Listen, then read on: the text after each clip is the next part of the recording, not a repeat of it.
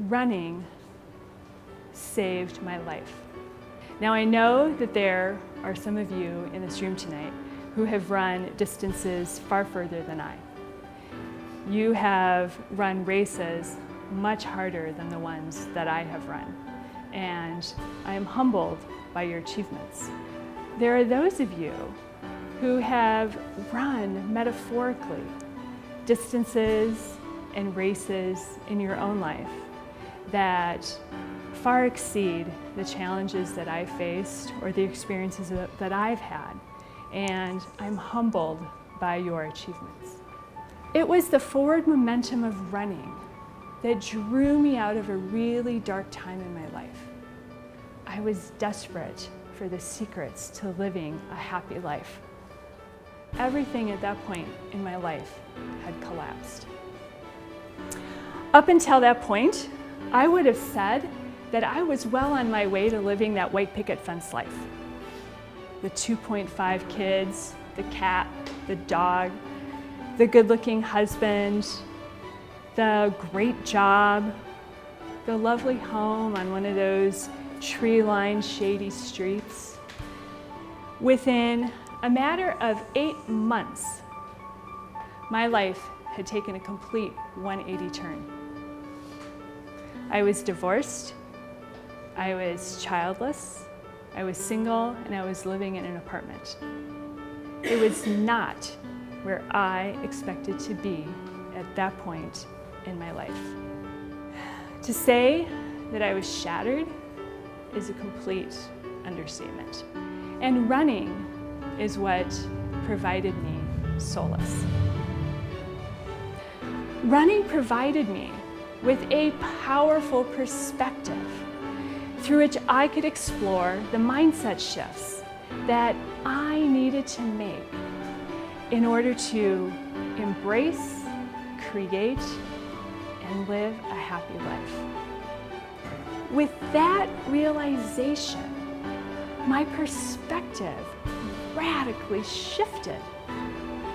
Running no longer was solely about escape. It was about running towards a happy future. It was about me becoming as happy and strong and resilient as I could possibly be. I came across the idea of a gratitude journal. It was a very meaningful strategy for me. However, it was the hardest thing I had done really at that point in my life because I literally couldn't think of anything to write in that journal that first day. Yet it was that experience of not having anything to write down that had me starting to scan my day, looking for things that I could actually write down in my gratitude journal. Our perspective shapes how we interact with the world around us. Our perspective is what drives our attitudes and our beliefs and our thoughts and our feelings and our decisions and the choices that we make, even those tiny little choices. And the good news is that we get to choose our perspective. I realized I could be angry and bitter about what had happened to me, or I could choose to let that experience shape me and mold me and allow me to do things differently and come up with a new and better version of myself. I saw this idea of stepping into a better version of myself emerge, and I saw it emerge during my first half marathon attempt, which, by the way, for those of you who have just started running again, it was a complete and utter disaster. And yet, there was a bigger part of me that did not want me to give in. There was a bigger part of me that was asking the question, well, what if you trained and honored your potential.